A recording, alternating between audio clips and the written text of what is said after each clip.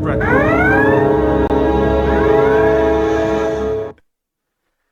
I am the director.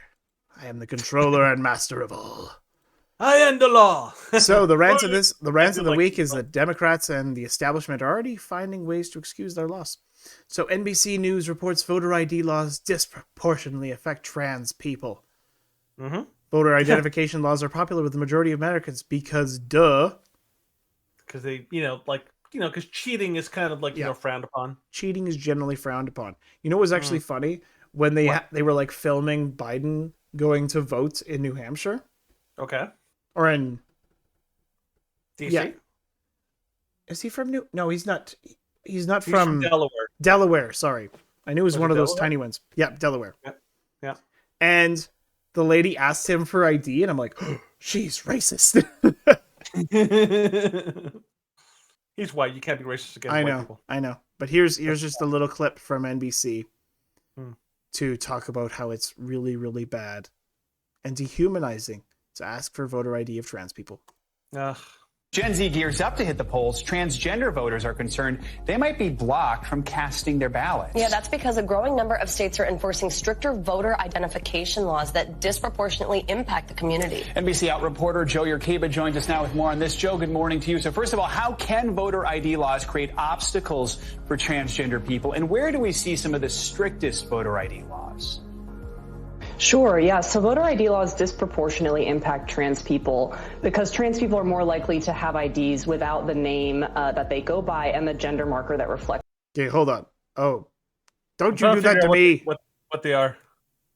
How they present. And recent research shows that just over 200,000 eligible trans voters in 31 states that both conduct their elections mostly in person and require or request ID at the polls don't have IDs that reflect their gender identities and the names they go by. And, the states that have the strictest voter ID laws are mostly concentrated in the South and Midwest. So Tennessee, Wisconsin, Kansas. So voters there are going to be most affected. Yeah, that's stupid. So Joe Yerkeba, what? They're obviously like LGBT. Did they say he was our out? Yeah, like reporter, an out reporter, an out reporter. Oh, yep. Okay, well, talk about tokenism, hey? He's like your token LGBT. I love how they're talking about Gen Z voters. It's like as everyone gears up to hit the polls.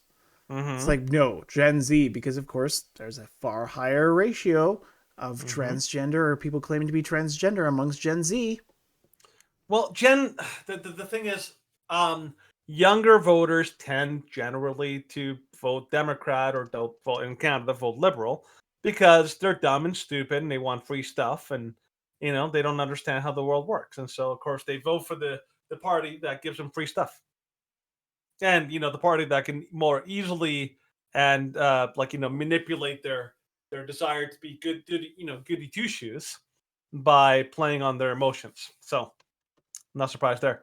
The dumb thing about this whole thing is that you can pretty much find anything, and it can be oh my gosh, this affects trans people so much more proportionately, oh my gosh, there's a flood somewhere. Trans people, how are they affected? It's always something, right?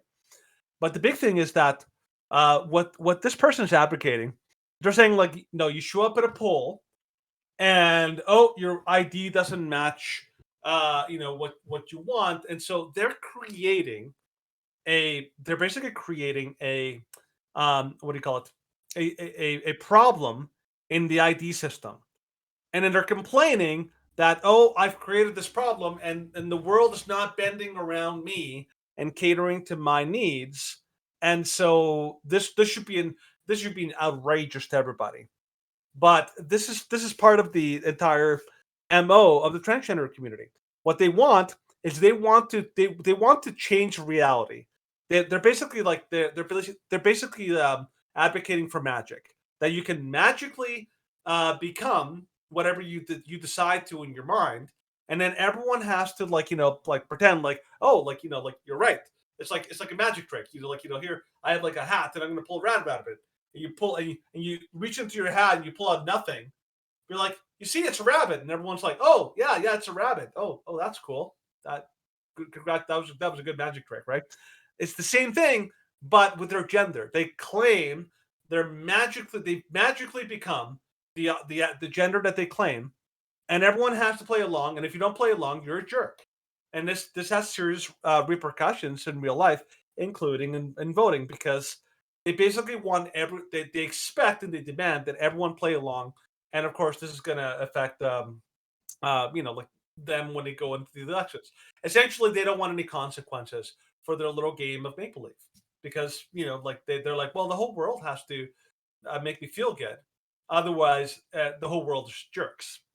So it's that this is basically nothing more than trying to manufacture controversy and fake outrage. It's basically what it is, and it works for people who are easily manipulated, people who genuinely want to be like I want to be a hero. I want to change the world in a positive way. Like, oh, we found a good way. You can make these people feel really good, and we'll give you like lots of accolades for making them feel good. Be like, oh, sweet.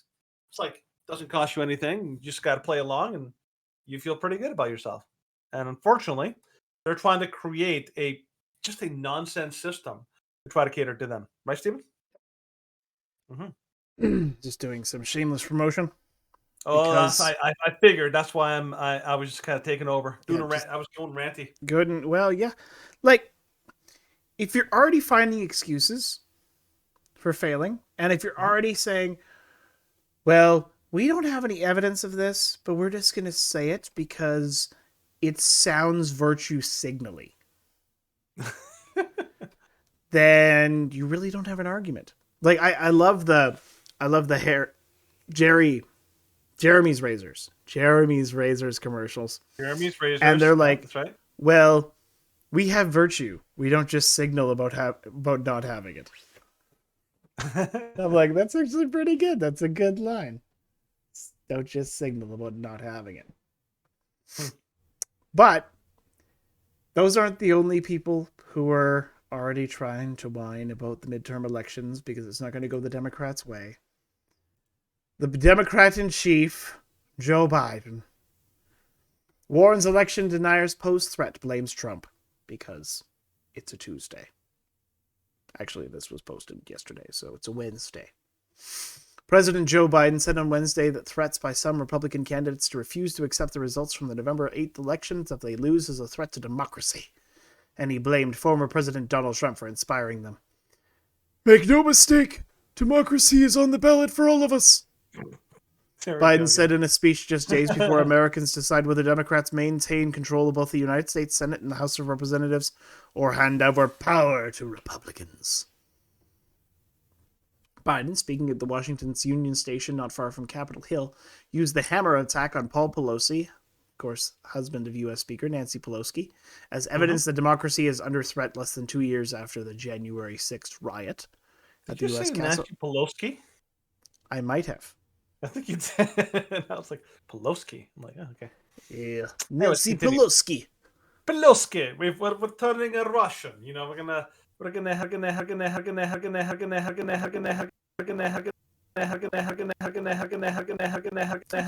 have lost him.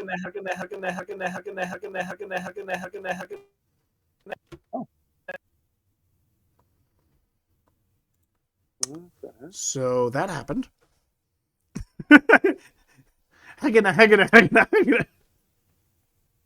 So sometime soon we'll have Danny back. Maybe. We'll see. Are we good? Yeah, we're good. Mr. Hagana. It was like a good solid 30 seconds of that. That was funny. I was like, I don't know what's happening, but it's entertaining. So, anyways. Bringing it back to normal. Bringing it back. So, according to, of course, the official report from the mainstream media, the assailant entered the home asking, "Where's Nancy? Where's Nancy?" Same words used by the mob when they stormed in. Okay, he urged voters to think long and hard about the moment we're in. We didn't cover that too deeply, but here's a big question, because they use this all the time. Biden keeps repeating this. Who heard that? Who heard him saying, "Where's Nancy"? Have you ever thought about that? Mm-hmm. Like according to every article I was reading, he broke in secretly, no alarm system, and then he showed up in in Paul Pelosi's bedroom surprised them. So who exactly heard him say, "Where's Nancy?" Like the whole concept, like, of him yelling that like out loud doesn't make any sense. No. It's just, I'm like, I love how nobody questions that. But anyways, go on. Go on. Please continue. Continue. Exactly. So, as I stand here today, there are candidates running for every level of office in America. For governor, for Congress, for attorney general, for secretary of state, who won't committing to accepting the results of the elections they're in. Yeah, American democracy is under attack because Trump will not accept the results of the 2020 election that was totally free and fair. Totally. Safest and most secure election ever. Yes. Hello, YouTube. Wink, wink. We're watching you too. That's right. Yeah, wink, wink. Except, of course, members of the Democrats who had already said that, well, if we don't win, it's a loss to democracy. But that's what they say. All they're trying to push the idea of is things are not free and fair, things are not democratic, things are not safe, things are not just if the Democrats or if the liberals or if the establishment loses. That's what they're really trying to push here. They're not trying to say, well, they're trying to say the Republicans are dangerous, but it's falling on deaf ears.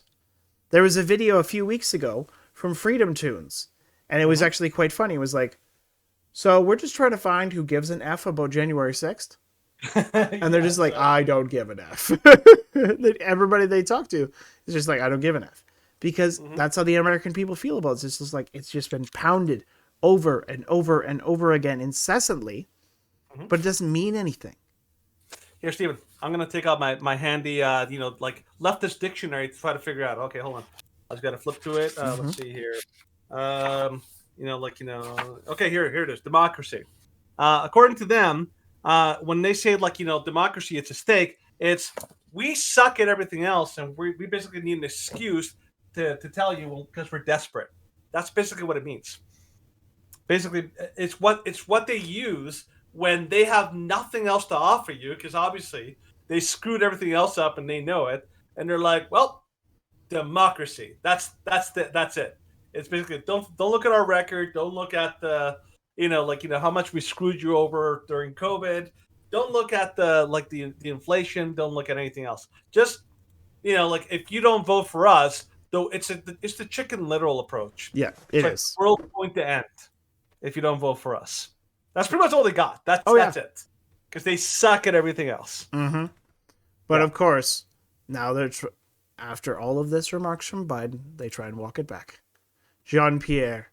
Ridiculous to ask if Biden thinks voting Republican is a threat to democracy. My gosh. So, of course, from CNS, President Joe Biden repeatedly condemns extremist MAGA Republicans and warns of threats to democracy, as he did in a political speech Wednesday night. But according to his spokeswoman, Biden doesn't mean that voting Republican will ruin the Republic. Yeah. Go down to the video. It has the actual clip. Fantastic. You are a terrible, terrible press secretary and a stupid woman. The worst. Yeah. Thank you, Kareem. Following up on your comment that there's an alarming number of Republicans who are saying they're not going to accept election results, does that mean President Biden thinks it is a threat to democracy if somebody votes Republican? No, that's a ridiculous question. No. Why is that a ridiculous question? Because American people should have their right to vote for whomever they want. The voting is a sacred right. It is something that the president wants to protect at every turn, and he has done that. He's taken actions to protect the right to vote, and you see Democrats in Congress also doing the work to protect the right to vote. We are talking about MAGA Republican officials who have been very clear about this, who say they are pro-police, but then they are also pro-insurrectionists. That is, you cannot be pro-police and be pro-insurrectionists, who also say they want to defund the FBI. That's a problem. For good reason. That is a problem that we are seeing, and who I've said have been very clear that they have been very clear about pushing and peddling the big lie, peddling. Yeah. By the way, whenever a politician or talks any about the public big lie, no. Whenever they say to be clear, or I want to be clear, that's pretty much a dead giveaway that they're about to lie, or that they're currently lying to you. That is true in every political stage. When Justin Trudeau or what is her name, Freeland, say, "I want to be clear," it's like, that's pretty much a declaration. I'm about to lie to you. Like it's right there. Of course, the big lie is basically it's loaded language. They're borrowing from Nazi. Yep. Nazi Germany when they were trying to say that, because of course the original big lie was that essentially Jews were responsible for Germany losing World War I and their economy collapsing. Mm-hmm. And that was the original big lie. Yep. So yeah, and the reason not why a good they're reference doing point, Karine. No, it's the same reason that they use with calling them semi-fascists or anti or half fascists or whatever, portion of fascists that they want to push. They basically they're pathological liars. So of course you can't believe a single word they say. But this is the problem. It's they say one thing. So Biden says you have to vote for us or else it's the end of democracy. Are you saying that if you vote for Republicans, that's the end of democracy? It's like, whoa, that's just a dumb question. How could you even ask that question? I'm like, you literally implied that in your actual comments. You literally basically said, vote for us or else democracy dies. It's like, so you're saying that if I don't vote for you, then then I'm voted for Republican, then I want democracy to die. No, that's just dumb. This is the game they play. That basically right there, Karine, I don't care enough to remember her name. She basically, all she does is gaslight. That's exactly what she did. That's a ridiculous question.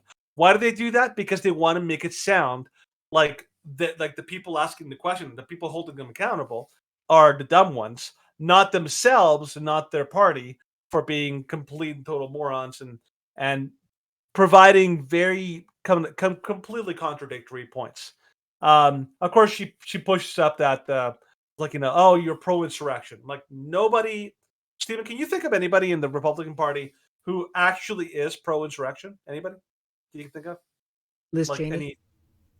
Yeah, possibly, actually. Because it's the only thing that got her favor from the Democrats.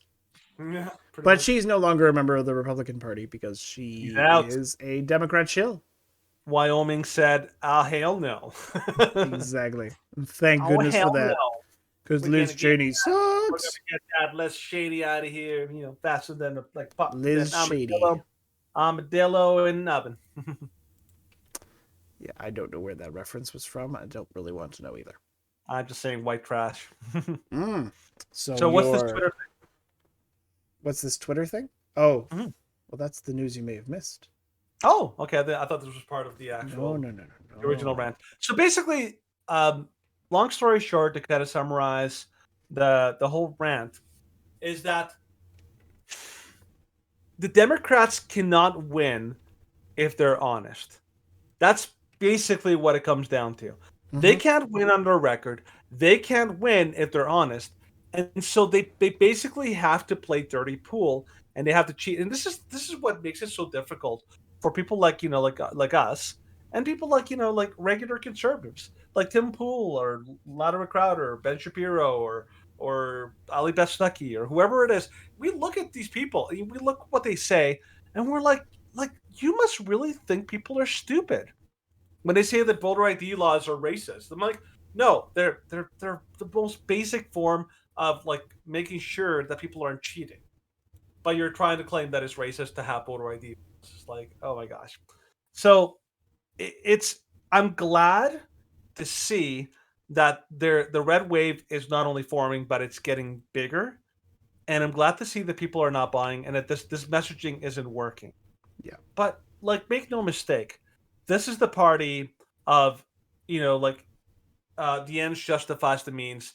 We can do whatever we want and we'll get away with it. This is how normalized this has become. But this really shouldn't be normal. No. The media, government officials, everyone else, they're all lying to you and they don't care. And that's really sad. That's something that should change. So that's all we got to say about that.